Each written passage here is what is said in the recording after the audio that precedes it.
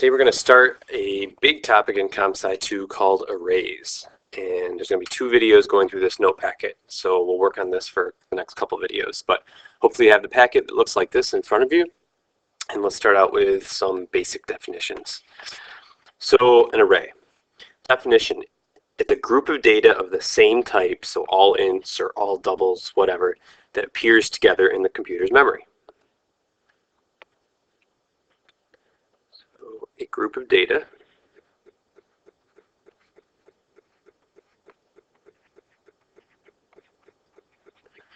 of the same type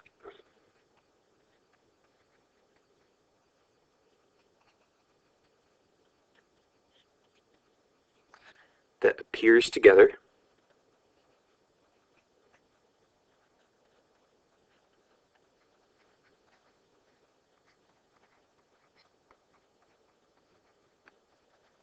in the computer's memory.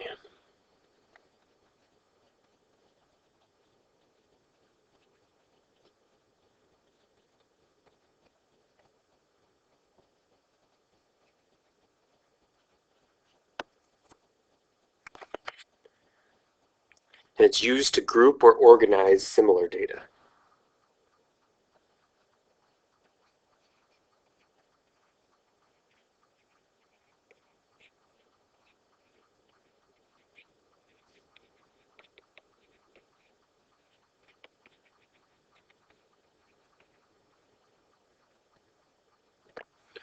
So like if you have maybe a bunch of class scores that you want, instead of in 20 different variables, you can kind of make one variable that's capable of holding all those 20 scores. And that's the last thing I'm going to say here. It's one variable that can hold multiple individually accessed values.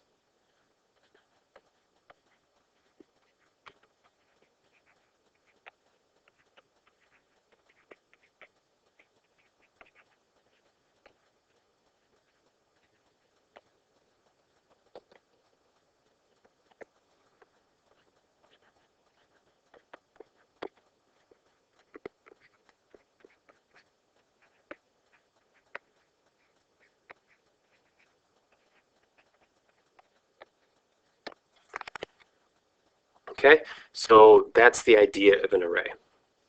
Now, in order to access those individual values, it needs to have some way of indexing them. So the index numbers are how the array is organized. An array of n items is indexed from 0 to n minus 1.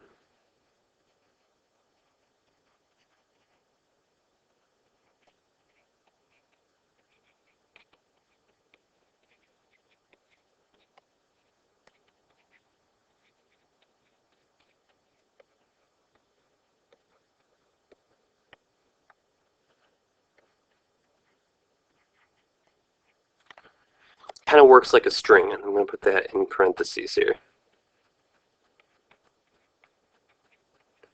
Remember in that code check program, we used char@. Char@0 was the character at space 0. A string is kind of like a character of arrays. It's not exactly the same, but at least in the indexing, it is. So a lot of times when I diagram an array, you're going to see me kind of draw this little diagram here. So this would be the value in space 0. This would be the value in space 1. This would be the value in space 2. All the way up to, if there's n items, the last space would be n minus 1. So if there's 10 items, the last space would be 9, because I start at 0. Okay, so declaring is how I make an array. So we'll start with in general, and then we'll get some specific examples so you can see what I mean. But in general, you first have to put the type, so whether all the variables are going to be ints or doubles or chars or strings or whatever. And then you have bracket bracket right after that. There's no space in between those two. But then there is a space when you write the name of the variable. So I'm just going to say name for name of the variable. And then you have to say equals, and then you write the word new, which is one of those words that automatically turns bold in Eclipse. Then you rewrite the type. So if it was an int, you'd say new int here. And then in the brackets, you put whatever size you want. So there'd be a number in place of size there. Once you set the size of an array, you can't change it, which can be a little bit annoying, but it's not like you can like delete off the end. You'd have to make a whole new array with one less value if you wanted to do that. So that's how it is in general. Here's some examples. Let's say I want to make an integer array. Int, bracket, bracket, we'll call it array A. Then I would write new int, I don't know why that black line popped up. And then in brackets, let's say I want to make it of size 5. I'd put a 5 in there. What that would do is it would create an empty array with 5 slots, maybe numbered 0, 1, 2, 3, and 4. Okay, let's say I want to make a character array. I could say char bracket bracket, let's call this one B, equals new char. And let's say I want to make this of size 2. Maybe it's a true false type thing. So that would make an array with 2 slots. First one would be slot 0, second one would be slot 1. Okay, hopefully you get the idea. One more example. Let's make it a double array. We'll call it C. So double bracket bracket C equals new double. And let's make this one have 3 slots. Then you'd have an array with 3 slots, numbered 0, 1, and 2. All right, so all of that is how you create an empty array.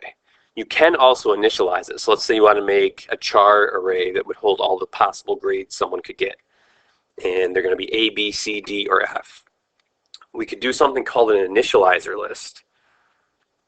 So I'm just going to say or initializer list.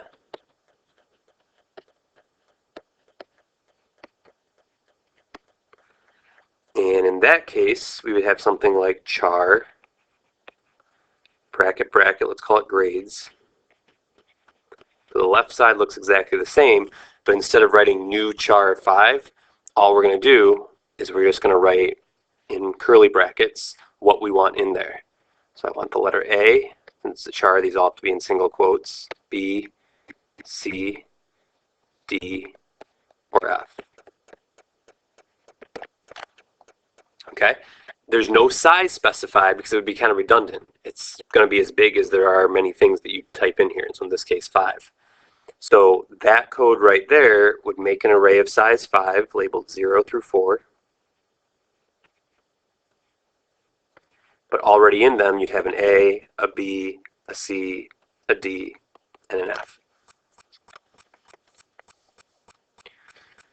Okay, so keep that in mind. I'll come back to that idea. 2 different ways to declare an array. If you want an empty array, you do the top part. If you want a filled array and you know what you want to fill it with, you do the bottom part. Okay, let's talk about length, because this is something we're going to use a lot. Let's say I want to know how I want to go through an entire array. So I'm going to make an integer array. I'm going to call it lists, and it's going to be 8 sizes long, or 8 slots long. So it'd be int bracket bracket list equals new int 8. Like that. Okay? Now if I wanted to go and visit every slot, I could use a for loop. And whenever you want to go through an array, you're going to use a for loop. That's going to be a common idea you're going to hear a lot about. I is going to be the index slot that I want. So since it starts at slot 0, most for loops for arrays are going to start at 0. Not all of them, but most. And if I want to go through the entire array, I could say I is less than 8. But if I didn't know the length of it, and I want to be more generic, I could just say I is less than list, because that's the name of the array, dot length.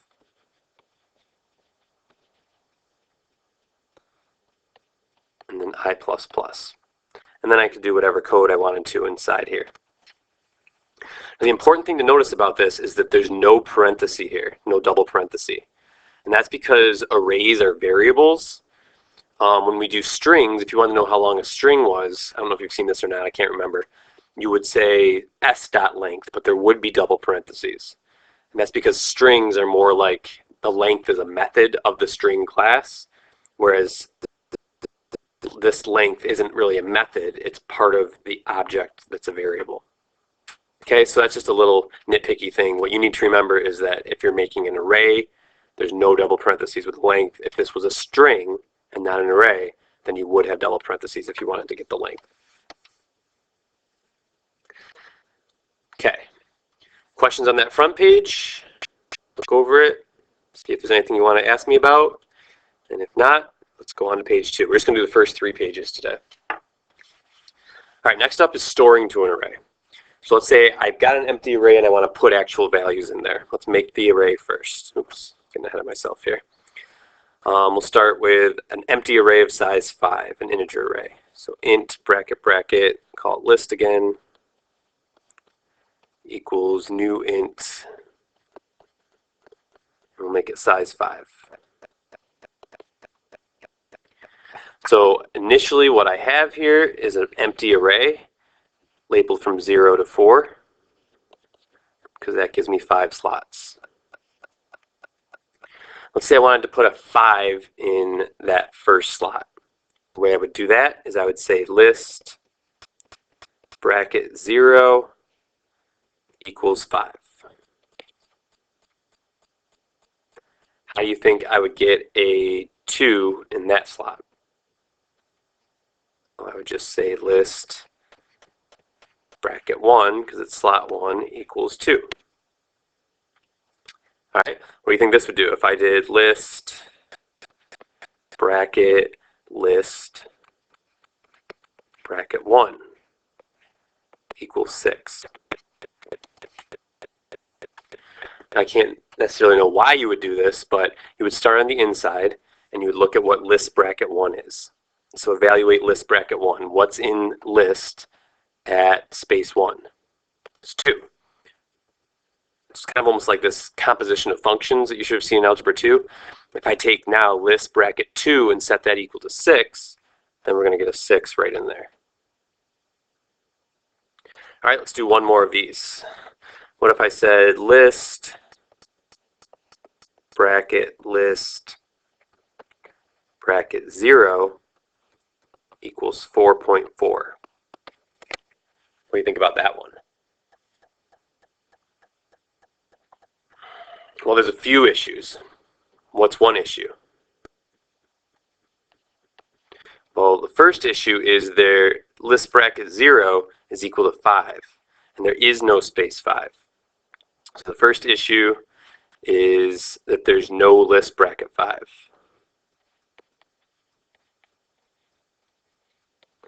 So you get something called an array index out of bounds. This is the index of the array, and it's out of bounds. There is no space 5. Even if there was a space 5, there's another issue. Anyone see what that is? Right, it's what I'm putting equal to. I'm equal to 4.4, which is a double, and the array is an int. So it can only put ints in all these slots. I can't put a double. So the second problem is we can't store a double in an int array.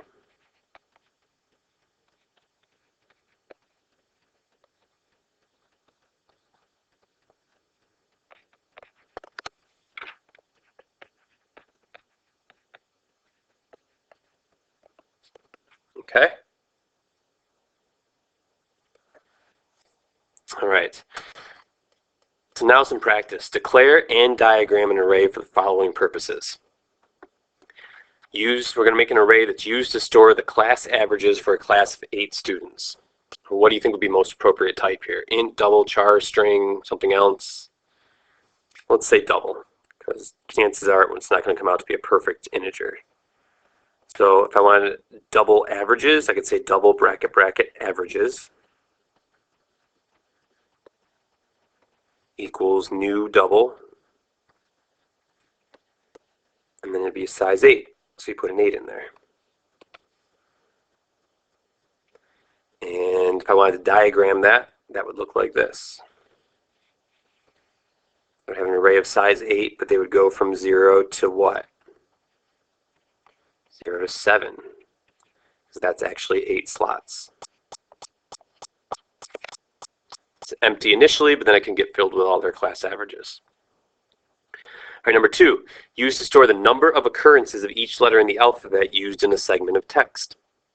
So let's say I wanted the first slot to mean the A's and how many times A occurred. The second slot would mean B, how many times B occurred, etc. What do you think the type would need to be here? Well, the number of occurrences, so it's an int. So int bracket bracket, I'm just going to call it number of times. And just like any variable, starts with a lowercase. If there's multiple words, they become capitals. Equals new int. How big do you think I would need to make it? You need to have one slot that would represent every letter, so 26. And if I was going to diagram this, it always starts with slot 0. Then you'd have slot 1. Then you'd have slot 2, all the way up to, what would the last slot be? 25. Good. All right, why don't you try number 3 and 4 on your own, and then I'll show you my answers. Number 3, we're used to store the ages of the 35 local meteorologists in the city of Rochester. So it's going to be an array that's storing ages for 35 people. And number 4, it's used to store the name of 2,000 entrants in the Westminster Kennel Club Dog Show. So it's going to be an array that's going to store names of 2,000 dogs. All right, so pause the video real quick. Take maybe, I don't know, 30 seconds, draw or declare them, and draw a diagram, and then I'll show you what the answers would be. Go ahead.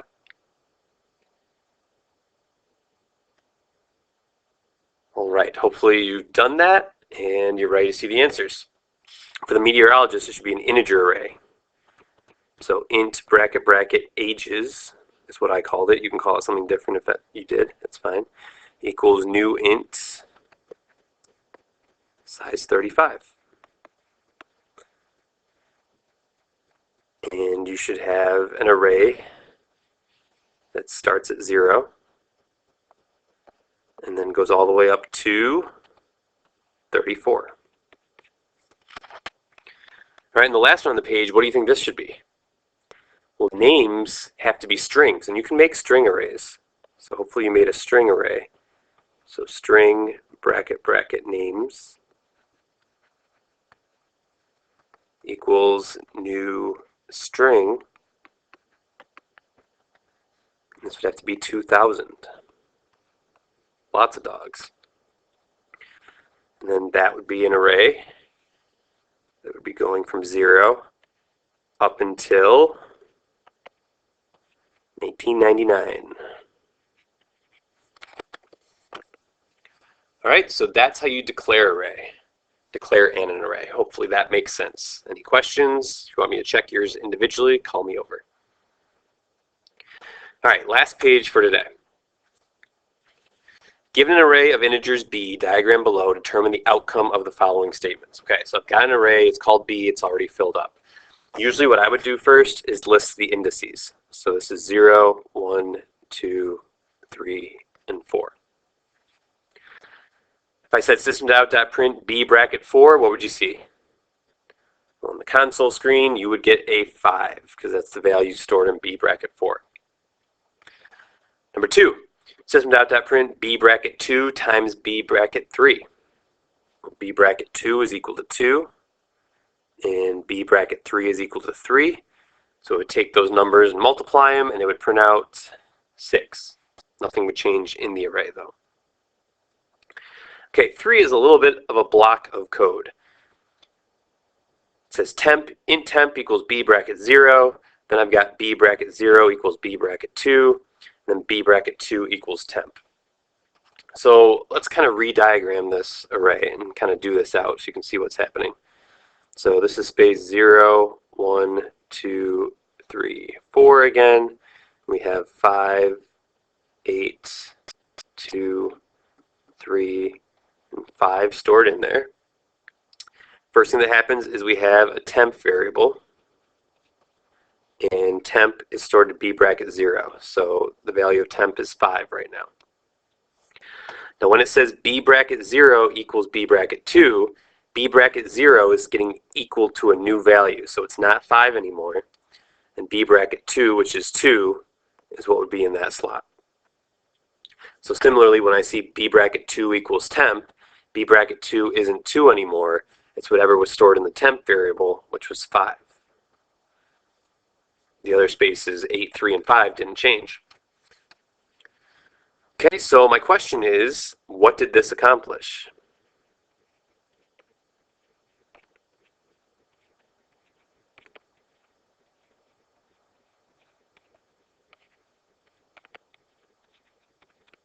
What happened by doing all this code? Well, it basically swapped what was in space 0 with what was in space 2. This temp variable saved it because that was the first thing that got deleted. But since it was deleted in the array and saved over here, I could then put it back into that second slot. So what did it do? It swapped.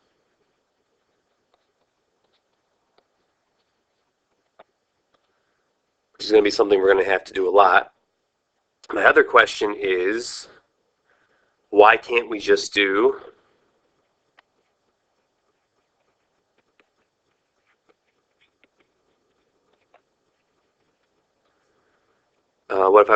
why couldn't I just say b bracket 0 equals b bracket 2 and b bracket 2 equals b bracket 0? That's essentially what I want to do if I want to swap. I want to set them each equal to the other. So why couldn't I do that? Why do I need this temp variable?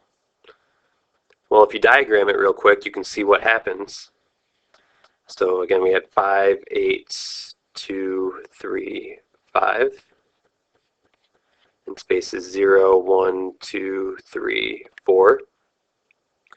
I said b bracket 0 equals b bracket 2, then this would have become a 2 like I want it to be. But then if I say b bracket 2 equals b bracket 0, b bracket 2 changes, but it doesn't really, because b bracket 0 isn't equal to 5 anymore, it's equal to 2. So essentially you lose that 5 if you don't have a temp variable. Whatever gets changed first has to get saved so that when it's overwritten, I still have it saved off somewhere else that I can access it. Okay, so anytime you want to swap, you need to use that idea. All right, and then number 4, write a segment of code that displays the average of the numbers in B. Okay, so think for a second. If I wanted to find the average of all these numbers, what would I do? Well, I'd first add them all up and then divide by 5 because there's 5 values here. Anytime I do an average, you have to be ready to have a double because essentially this could come out as an integer, perfect value, but there's a good chance it could come out to be a decimal also. So be aware that you want average to be a double. So I'm going to first total these up. I'm going to go through the array and adding them up as I go. Now, here I could just do b bracket 0 plus b bracket 1 plus b bracket 2 plus b bracket 3 plus b bracket 4. But if I had an array of 40 or 400 numbers, that would be really annoying. So generally, if I want to go through an array adding up as I go, I'm going to use a for loop. So first I'm going to make kind of an accumulator. I'm going to call it double total. And we're going to initialize it to 0. Technically 0.0, but 0 is the same. Then we're going to do a for loop, and my purpose of this for loop is to go through every spot in the array. So I need to have int I equals what? I'm going to get every spot. 0, because I got to access that first spot. We're going to go as long as I is less than whatever the length of B is. So b.length, parentheses or no parentheses. No parentheses because it's an array. If it was a string, you'd have double parentheses next.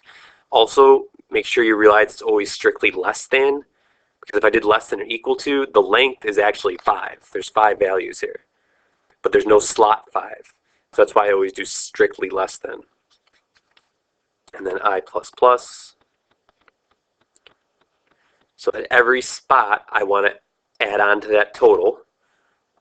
So I'll do total plus equals b bracket I.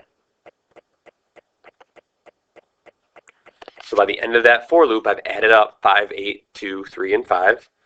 And then if I want to print out or display the average, I can just say system.out.print.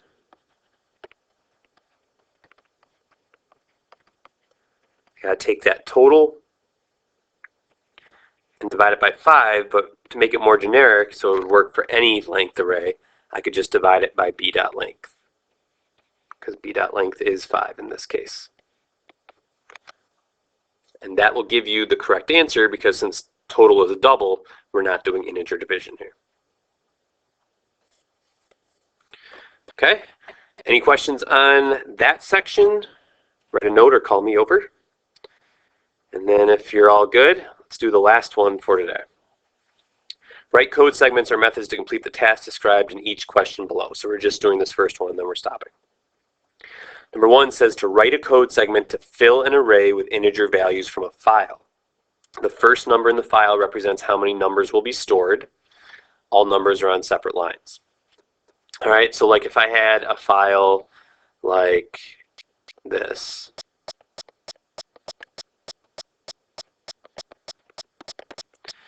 what I'm saying is this first number means the size I want my array to be. And a lot of files that we're going to read into arrays are set up this way. So I could say int size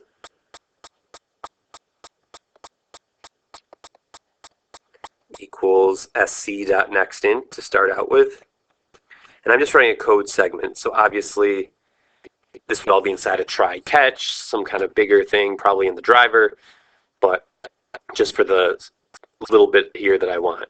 So size is 35 now. Then I would need to make an integer array to hold all these values. So again, how this is set up, there should be 35 numbers coming up next. So I'm going to say int bracket bracket values equals new int size. So now I have an empty array of size 35. And then since I know there's 35 values, I could use a for loop. So I could say for int I equals 0. And I could say I is less than size, or I could say I is less than values.length, because both of those are the same values. I plus plus. And why a for loop is super helpful here, because I is keeping track of where I am in the array. So I would want to put in space 0 first, and then space 1 next. So values bracket I equals the next value in the file. So sc.nextInt.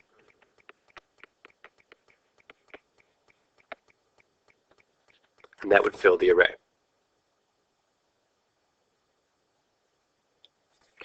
Okay, now just as a side note, a couple notes here. These two lines of code I could actually put together. I could do without a size variable, and you could actually just write int bracket bracket values equals new int, I'm running out of room, but instead of putting size in here, I could just put sc.nextInt.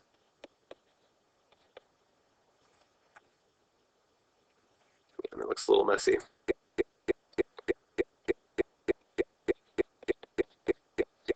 So basically what I'm saying, if you want to, you can ditch this size variable, then put this right in the size spot when you declare the array, and that'll put 35 right there. Now if you do that, you'll have to use b.length here also. So it's up to you if that's any better. Some people also might think, why don't you use a while loop?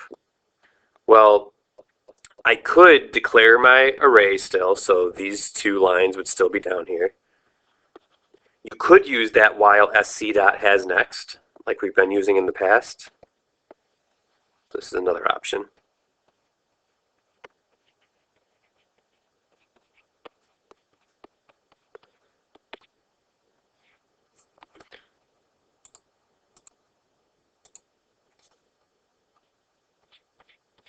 But the problem with this option is if I need to put this into every spot in the array, I don't have that built-in I variable that I have in a for loop. So I'd have to also make int I equals 0 to start out with. Sorry, I don't know where all these stupid lines are coming up here. And then inside here, I'd have to do values bracket I equals sc.nextInt, just like I have inside the for loop. But I'd also have to increment I, so I plus plus, so that it would go to the next space the next time through. It'll work, but it's kind of nice to use the for loop when I'm using array because I have that built-in I variable to access the individual slots. Okay, so all of these, especially this last code, we're going to be needing that in probably the next program you do. So keep that nearby. We're going to finish off this packet in the next video, but hopefully this gives you a good start.